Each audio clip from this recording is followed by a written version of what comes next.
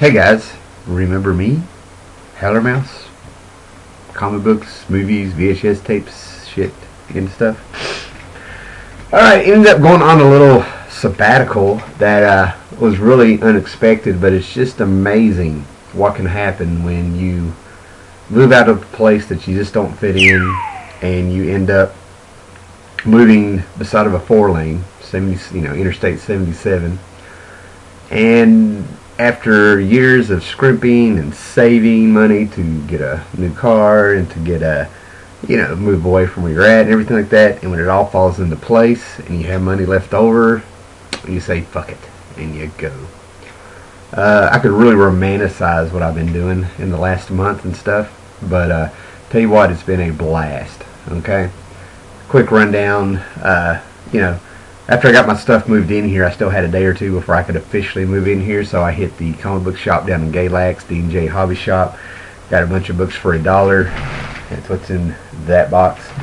Ended up getting with some friends and going to a little comic book convention in Salem. Got a ton of quarter books and dollar books that were like phenomenal. You talk about a Howler hustle on that one. And I still got some deals on that one. And then I ended up just going batshit crazy. Ended up in Charlottesville, Virginia, helping somebody move and eating out and whatnot. And ended up in Charlotte, North Carolina. Then ended up in Columbia, North Carolina. Hit a comic book shop that was having a sale to where you got for $50 you could fill up a long box. And I went with a buddy, Tim Anderson, who we ran out of time.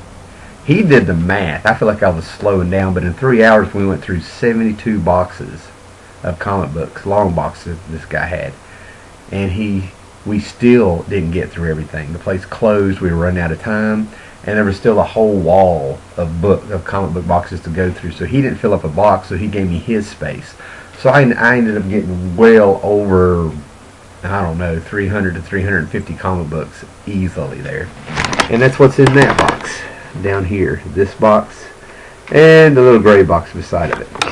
I put a picture on Facebook. Everybody was like, do we get a video for this and stuff, and then after that we ended up in Chester, South Carolina, where on a farmhouse with some friends of my buddy Tim and his wife and stuff. And they're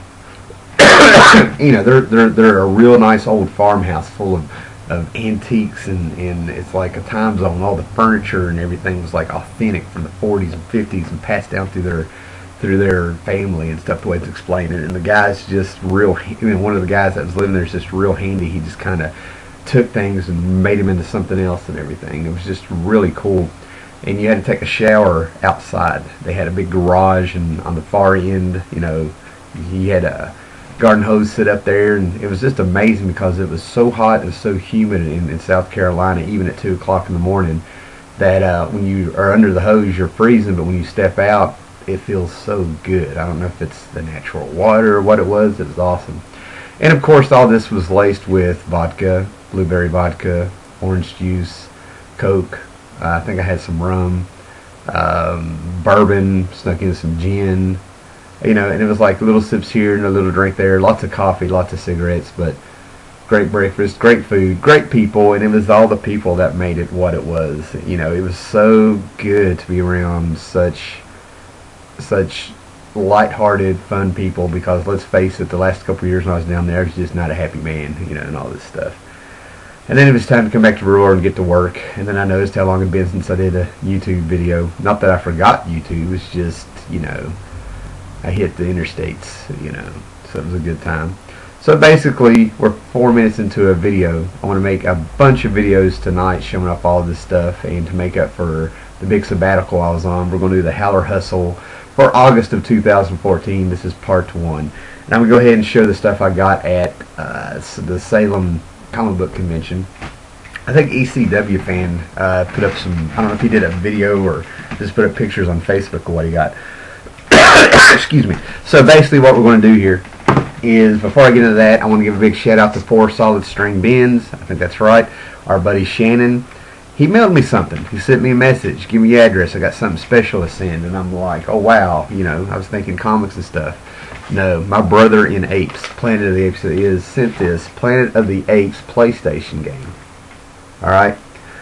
And I about laughed. This is one of those things where it was like an ironically funny, yet I was grateful to get it game. Thank you, Shannon.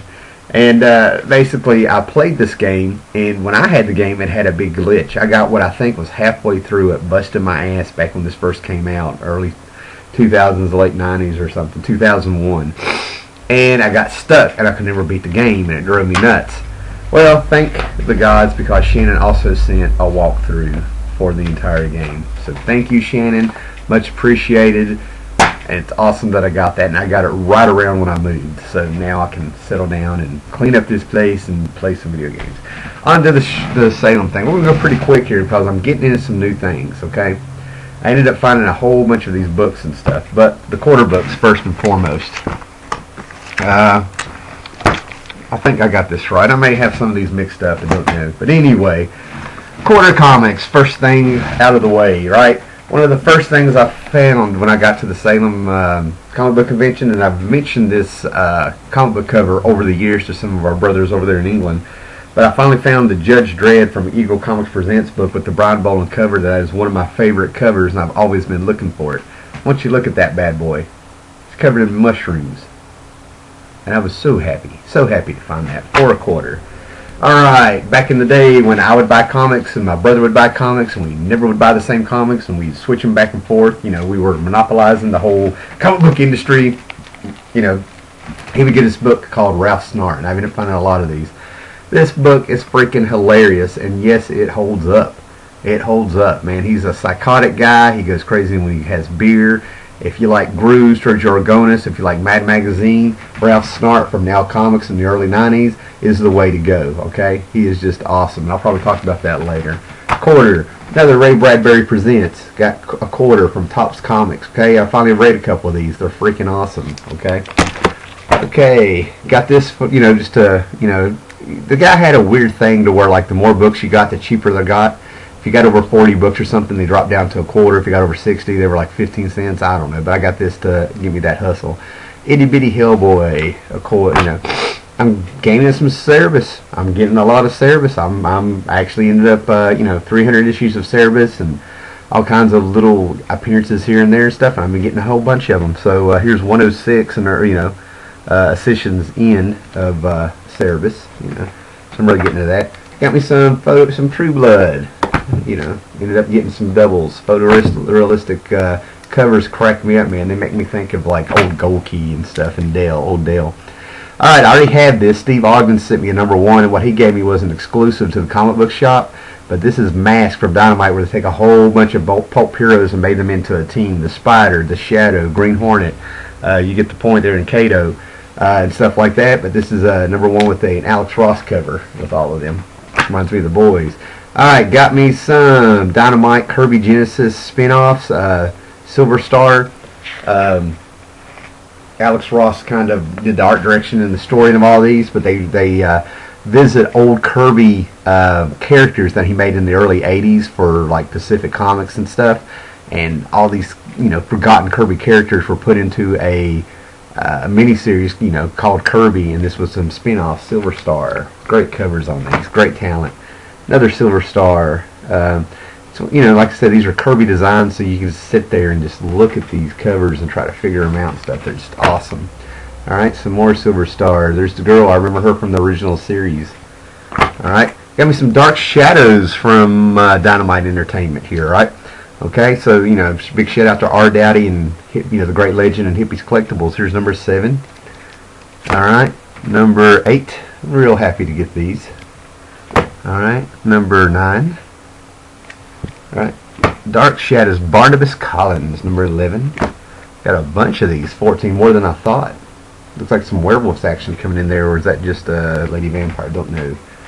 Alright, Supreme Power.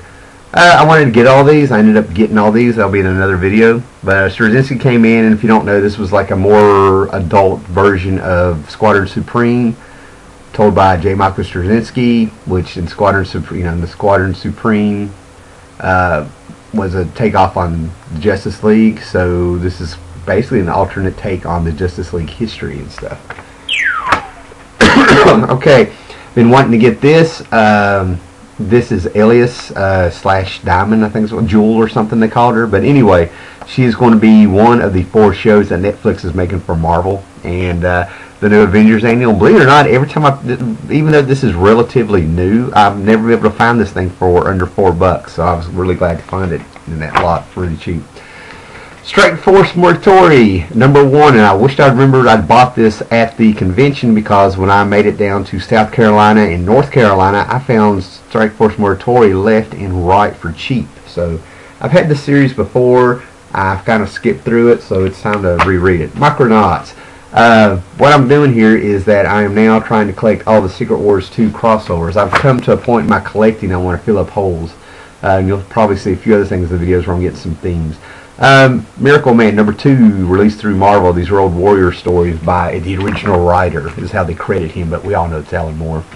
Got some Mark Waid Daredevil for less than a quarter. #31. Okay, I'm going to have a pretty good run of this. #2 of the new series, for a quarter, and everybody's talking about, it being pricey, a $4 comic book. I got it for a quarter. Alright, and then I found some Dakin Howlett, Dark Wolverine, Dakin Howlett books. I've got a run over here, and I want to put them on eBay, so I figure why not just get a few more. Alright, moving on. Still a lot to show if you're hanging in. Believe me, at the end of this, some of the stuff I got for $1 is worth hanging in on. Okay, my friends? Alright, newer books. Forever Evil, Phantom Stranger, #13 there. James DeMantis, so I have some faith. Forever Evil, Justice League, #24. Getting some Forever Evil. I'm in Justice League, #24. I've had this run of Justice League at least 3 times, and I think I'm working on my 3rd or 4th run of it because I keep selling on eBay. These books I just run into them left and right. I'm a big Crime Syndicate nut. This is one of the books that every time I sell it with the set, I'm like, maybe I should have kept it. But anyway, big Crime Syndicate story. Justice League America, Trinity War, #7. Okay? #23 of Justice League, part of the Trinity War. Alright, Jack of Fables. I'm getting a big run of Jack of Fables, and I'm getting a big run of Fables going here. More Jack of Fables. #5. These are earlier issues, too. I was really glad to find earlier issues. This is a spin-off. This is #3. And #5.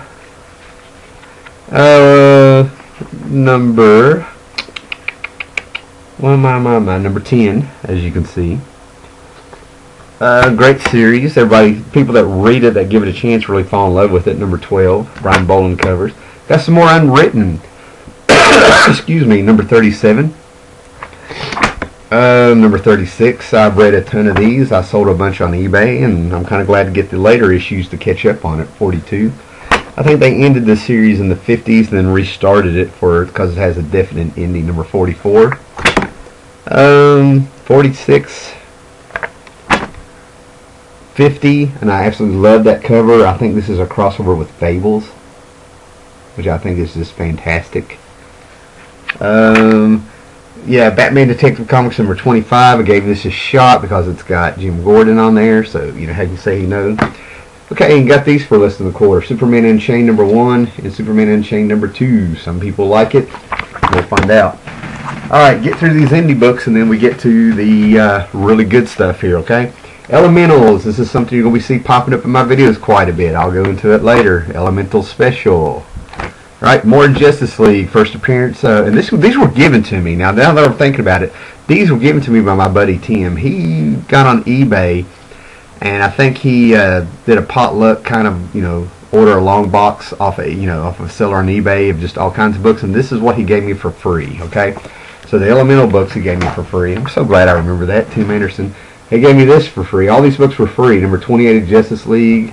Right? He's big on me reading Spectre, and I finally have a run. He loves the 90s Spectre run by Jim Ostrander and Tom Mandrake, so I'm on board. There's 21. Got me a fantastic Vampirella 25th Anniversary Special with a Frank Frazetta cover on there, which I thought was just freaking awesome. Some great stories in there. The talent in that book is amazing. Got some Grimjack just to check them out. Got some more Electro Assassin from the 80s with Sinkovich art and cover. Here's #2. I've got #1 over here and stuff that I got for free. I probably have a whole run of this, but I figure why not get some more. #4. Yeah, Obergeist, Ragnarok. That was Tony Harris of Starman fame doing kind of his own thing here with Jolly Roger Studios. Really dark story. Neverwhere #1. Adapted Neil Gaiman's TV show / probably book. Hero 18, another early 2000s book, I think, 2004. Great story by Will Pfeiffer. They did a really nice take on the Dial H for Hero. I got these are beat up, but I'm dying to like get into this shadow line that through Epic that Archie Goodwin sort of spearheaded. It was a whole line of comics through the Marvel's Epic line that had continuity and everything. You know, while everybody was talking about New Universe and stuff, this seemed to be completely looked over, and I've never read them. But Dr. Zero was one. Got some Grendel to check out here finally through Comico. Ended up getting doubles. More Grendel through Comico. So Matt Wagner's Grendel is something I've wanted to check out because it does have a full cult following. Indie books seem to be catching my eye lately. And now these were $1 a piece, and I'm pretty sure I got like, you know, bought a whole bunch and they knocked off. I think I paid $10 for these. Don't take my word on it. Excuse me. Okay, right off the bat, some Bronze Age / Silver Age goodness. Nick Cardy covers. Teen Titans number 14, and the original price they had on it, $12. I got it for $1. All right, check that out. Look at that. All right, love this cover. This is one of those books I never thought I would ever own, man. Teen Titans number 16. Right? I mean, look at that. This is just, that Nick Cardy cover is beautiful, and it's a gigantic book with aliens and dimensional creatures, and they're grabbing Wonder Girl and pulling her in the book.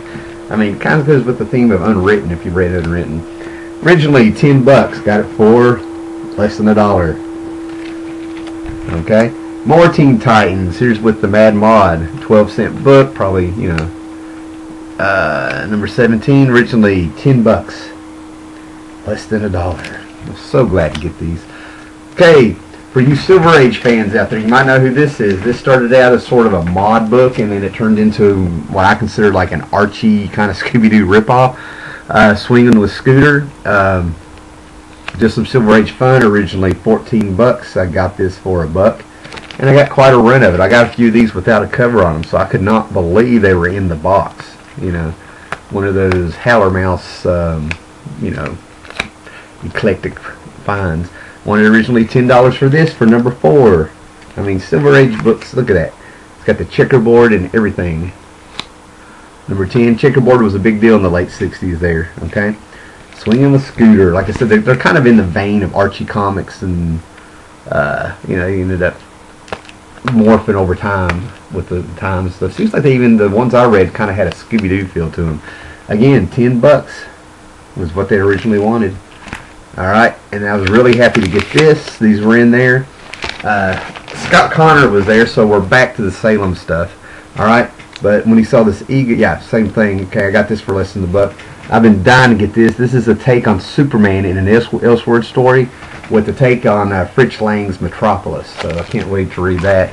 And then I got all 3 books of Neil Gaiman's first comics of The Black Orchid in prestige format. All 3 of them. I was really surprised. It's great stuff. And then this still as a whole, Batman Grendel. Like I said, she was selling these for, that's the original price. I got it for less than $1 and all this. All this for $10. Grendel Batman. This is part 2 of a crossover through Comico. And then I also found this, Neil Adams Superman from the early 70s, I think, late 70s. Almost like in pristine condition. I couldn't believe I found that. Originally they wanted $8 for this. I got a upgraded issue of book 1 of Frank Miller's Ronin from 1982-83, around in there. And then Liberty Legion, $1. Well, this was like for $1.50 and stuff, but you know, Red Skull, Liberty Legion, Roy Thomas, Jack Kirby covers, and The Power of Warlock, number 7. Alright, originally wanted $4 for that. That was kind of a cool find with some good Kill Gil Kane. So there you go. That's the start. That is the start of the Howler hustle for August of 2014. Alright guys, now all I got to say is that I'm going to make a bunch of videos today. I'm going to scatter them out through the week. Okay, seeing how they go. I'm going to try to make them 10 minutes at a time, you know, around that area. So please, HOW, see you real soon. LERYMOUSE, because I love every one of you motherfuckers. Okay, later.